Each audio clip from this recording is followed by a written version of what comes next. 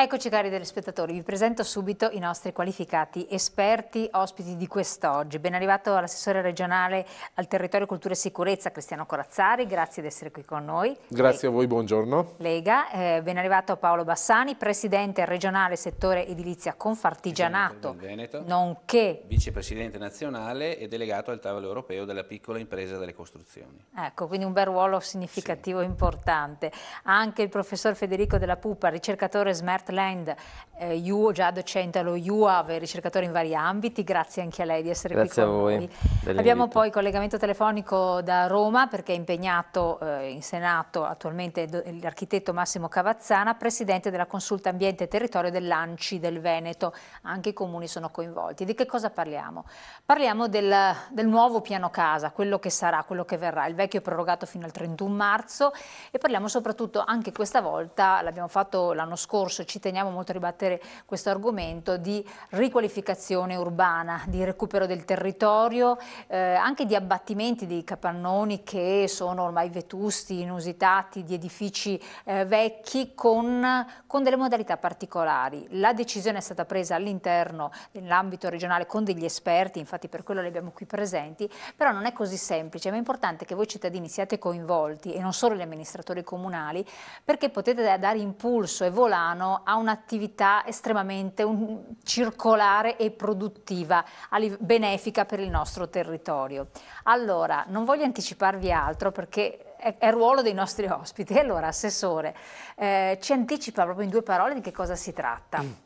Beh, innanzitutto diciamo che il piano casa vigente che è stato prorogato fino alla fine del mese di marzo di quest'anno rappresenta un punto di riferimento importante per quello che è il settore dell'edilizia. È una legge che è stata costruita e votata ancora nel 2009 e che ha rappresentato una risposta ad una crisi grave del comparto edilizio e che con tutte le conseguenze che aveva dal punto di vista occupazionale, del lavoro e dell'indotto, e che ha saputo dare in Veneto delle risposte forti ed efficaci. Infatti la Regione Veneto è una di quelle regioni laddove il piano casa ha trovato una grande adesione.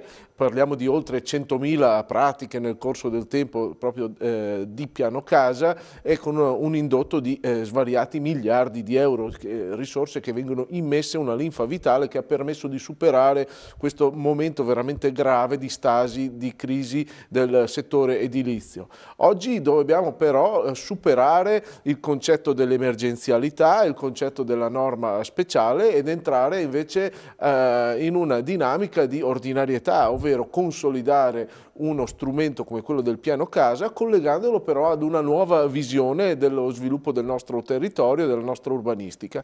Ed è per questo che la nuova versione del piano casa entrerà in quella dinamica che è partita con la legge del contenimento del consumo del suolo del 2017 e che vede la Regione Veneto come una di quelle regioni che vogliono essere attente al proprio territorio, al proprio suolo, e quindi anche i benefici del nuovo piano casa saranno collegati all'utilizzo di crediti edilizi derivanti da demolizioni e pulizia del territorio. Perché sono coinvolti gli amministratori dei comuni e quindi è importante che la presenza dell'ANCI, che rappresenta molti comuni comunque nel territorio? Beh, quando si vanno a trattare temi connessi alla pianificazione del territorio, all'urbanistica, il ruolo degli enti locali è fondamentale. Sono gli enti che poi vanno a individuare le esigenze esistenti sul territorio e a governarne lo sviluppo. Noi abbiamo l'ANCI come uno dei nostri interlocutori, lo è stata sia nel momento in cui è stata realizzata la legge sul contenimento del consumo del suolo e naturalmente siamo anche in questo momento al tavolo con l'ANCI e con gli altri soggetti portatori di interesse, naturalmente i rappresentanti delle categorie produttive, le associazioni degli artigiani, degli costruttori e quant'altro, perché naturalmente una legge deve trovare un equilibrio tra quelle che sono le le varie esigenze che riguardano un settore che, ricordiamolo sempre, è fondamentale, perché l'edilizia è seconda solamente al comparto dell'automobile per quanto riguarda l'indotto e l'economia che muove, e una regione come il Veneto naturalmente non può permettersi di legiferare se non dopo aver valutato attentamente le conseguenze dei propri atti normativi. Ciò non toglie che la Regione Veneto vuole dare, ed era già nel programma del Presidente Luca Zaia fin dal 2010, un segno forte nella direzione del contenimento del consumo del suolo, della valorizzazione del nostro territorio, del nostro paesaggio, e quindi in un'ottica di rigenerazione urbana e riqualificazione edilizia. In questa direzione il piano casa può essere uno strumento molto importante. Adesso le ridarò anche la parola, come anche ai nostri ospiti. Nel frattempo abbiamo in collegamento telefonico l'architetto Massimo Cavazzana, presidente Consulta Ambiente e Territorio ANCI Veneto da Roma. Ben arrivato, buonasera architetto. Buongiorno, buonasera a voi. Allora, ha sentito, era con noi quando parlava l'assessore. Sì, io guardi, ho lavorato molto approfonditamente con l'assessore e con il gruppo di lavoro regionale. Ecco, in alcuni punti ci siamo anche confrontati e scontrati, però prima di tutto mi preme sottolineare che il sistema con cui abbiamo lavorato è un confronto serio, ecco, molto approfondito, che ha portato dei risultati significativi, sia per quanto riguarda il contenimento dei suoli, ma soprattutto stiamo facendo un lavoro secondo me significativo anche per il piano casa.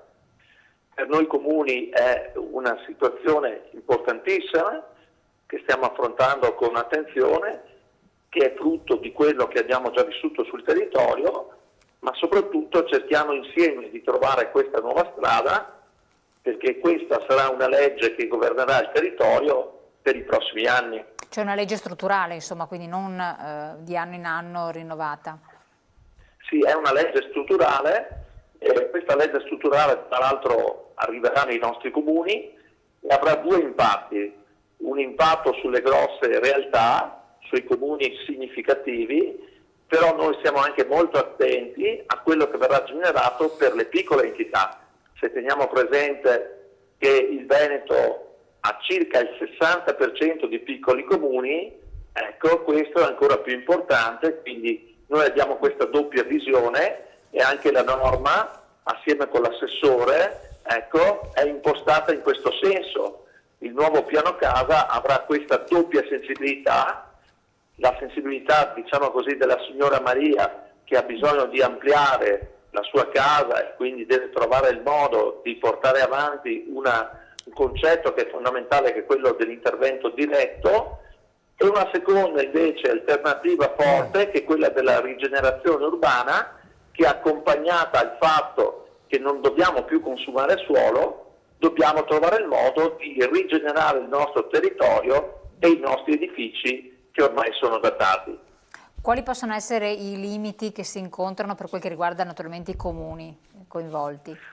Allora, prima di tutto i problemi sono sempre strutturali. Allora, non solo i comuni hanno subito in questi anni una riduzione in entrate in ordine economico, e hanno però anche la difficoltà di andare a gestire poi questi strumenti attraverso il personale. Mi riferisco in modo particolare ai piccoli comuni. Per questo questa nuova introduzione, soprattutto dei crediti edilizi, deve essere molto snella, perché non dobbiamo andare a sovraccaricare le strutture comunali di altre difficoltà.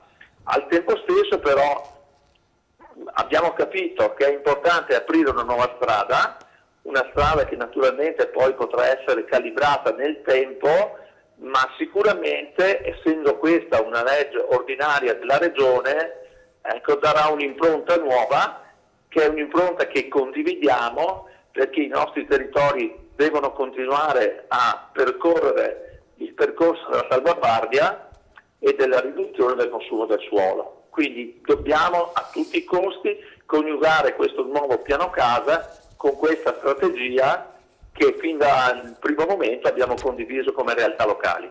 Perfetto. Presidente Bassani, qualche cosa da chiedere, visto che parlava che c'è una questione che si è anche dibattuta insomma, in Regione, Certo.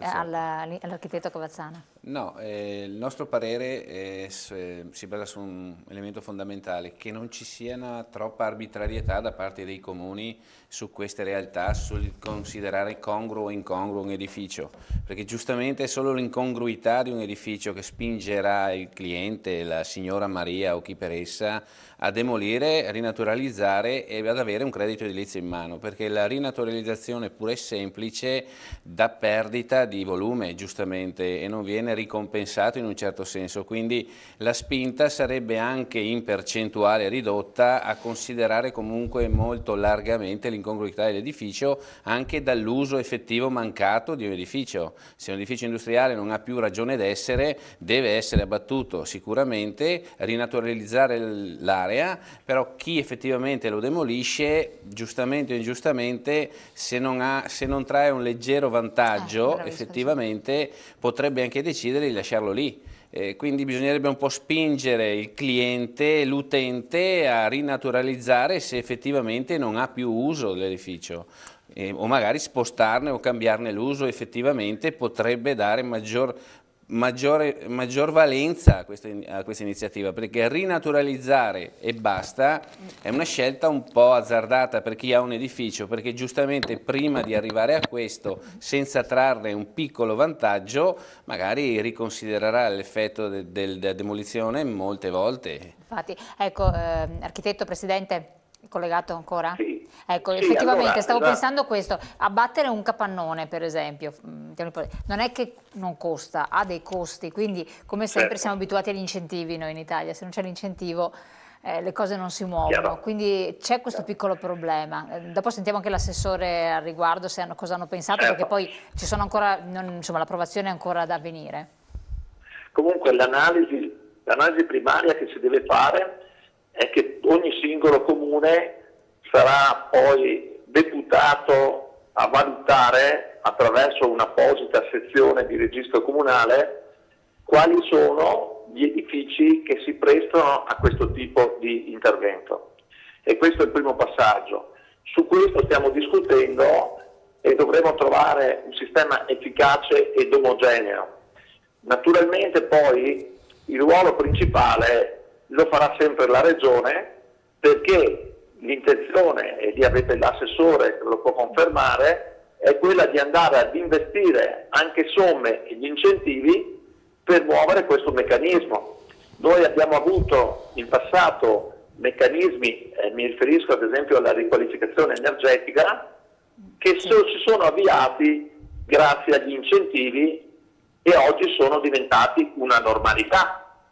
Ecco che se noi riusciremo, comuni stimolati dalla Regione e magari da qualche legge nazionale che è qui alle porte, a mettere in moto questo meccanismo, cercheremo di attivare queste sinergie e farle diventare ordinarie. Certo, ha perfettamente ragione, ecco, nel valutare lo scatto economico, cioè l'incentivo economico, come elemento e volano fondamentale per far partire, diciamo, questa nuova fase. Ecco. Teniamo sempre presente poi che abbiamo assoluta necessità di razionalizzare degli interventi che all'interno del territorio ormai sono ritenuti desueti. Ecco, le aree industriali a cui ci riferivamo, ma non solo quelle, aree commerciali o di edifici che non hanno proprio più scopo di esistere o non sono addirittura abitati, e non sono pochi. Assolutamente. Assessore, cosa dice da quel punto di vista? Cioè, stimolare, spingere la cosa, perché dopo magari va, abbiamo visto, però ci deve essere sempre un po' quel quid. È possibile? Giusta preoccupazione, direi. E sicuramente il meccanismo che si vuole innescare dovrà essere un meccanismo sì stimolato anche da forme di incentivi, ma L'obiettivo è quello di tornare a ridare valore a ciò che oggi non solo non ha più valore, ma rappresenta un elemento di costo per le imprese e per le famiglie. Sappiamo tutti che il Veneto, i veneti hanno investito nel mattone, nel settore immobiliare, ce lo insegna la nostra tradizione partendo dalle famiglie, come bene rifugio, come bene su cui investire i risparmi anche di una vita, di una famiglia. E oggi abbiamo tutta una quantità di immobili che hanno visto una decrescita del loro valore e nel contempo un aumento dei costi. Magari sono immobili anche inutilizzati, sono immobili che oggi sono soggetti a una tassazione che un tempo non c'era, abbiamo intere aree artigianali, capannoni non utilizzati. Ebbene, con il meccanismo che si vuole innescare dei crediti edilizi, questi immobili possono generare un valore con la demolizione e quindi l'obiettivo è quello di fare partire un vero e proprio mercato per cui io, proprietario di un immobile che ritengo di non utilizzare più e che abbia le caratteristiche di incongruità, su cui cercheremo di essere i più ampi possibili, posso monetizzare la demolizione di questo immobile e inserirlo in un circuito di crediti edilizi e demolizione che sono quelli a cui va a attingere chi poi vuole utilizzare le premialità del piano casa o parte di queste premialità. Quindi è un meccanismo che sarà sicuramente complesso, sta lavorando un gruppo di lavori tecnici per trovare le soluzioni tecniche. Sì, cioè non è una cosa facile così. Ma la direzione politica che vogliamo è ripulire il nostro territorio e ridare valore a tutto l'edificato esistente, a questo grande patrimonio e andare a ricostruire facendolo naturalmente con migliore qualità, con quelle che sono le caratteristiche previste già dall'attuale piano casa e quelle che saranno previste dal nuovo piano casa, quindi costruire meno e costruire meglio. Il ruolo degli enti locali sarà fondamentale perché dovrà andare a dire dove possono ricadere questi crediti edilizi e in che misura debbano essere parametrati tra dove si demolisce e dove si va a ricostruire. La Regione detterà le regole del gioco con delle apposite delibere, ma bisognerà costruire un quadro che si sostenga ma che faccia sì che si autoalimenti, che divenga un circuito virtuoso che porti ad una nuova prospettiva di urbanizzazione del nostro Veneto. Assolutamente. Un bel po' di carne al fuoco, dopo tocca a voi la patata bollente. Prima di andare in pubblicità, architetto, Presidente, ha qualcosa da aggiungere a questa osservazione dell'assessore? Ma io dico semplicemente che abbiamo dei grossi stimoli che sono collegati anche alla normativa vigente. Abbiamo un patrimonio edilizio in Veneto del 75% che ha grosse carenze. Ecco, in un momento di crisi così profonda, riaprire un mercato che ha perso 800.000 posti di lavoro, ecco, apre grandi prospettive. Al tempo stesso però non dobbiamo dimenticarci che il motore di questo sono le risorse per gli enti locali che devono gestire attraverso i tecnici questo percorso e l'input delle risorse che permettono di avviare il processo. Cosa importantissima che noi richiediamo fermamente alla Regione e anche allo Stato, perché ripeto, un patrimonio edilizio ormai datato, con consumi che la Comunità Europea ci chiede di ridurre della metà, richiede un'azione sinergica e strategica sul territorio. E lo stiamo facendo insieme, è la strada giusta ed è l'unica strada da percorrere. Perfetto. Allora guardi, noi adesso andiamo in pubblicità rapidamente, se vuole restare collegato con noi per intervenire quando ci saranno anche gli altri ospiti, a noi fa piacere. Intanto pubblicità, pochi secondi, noi ci rivediamo tra poco. Perfetto.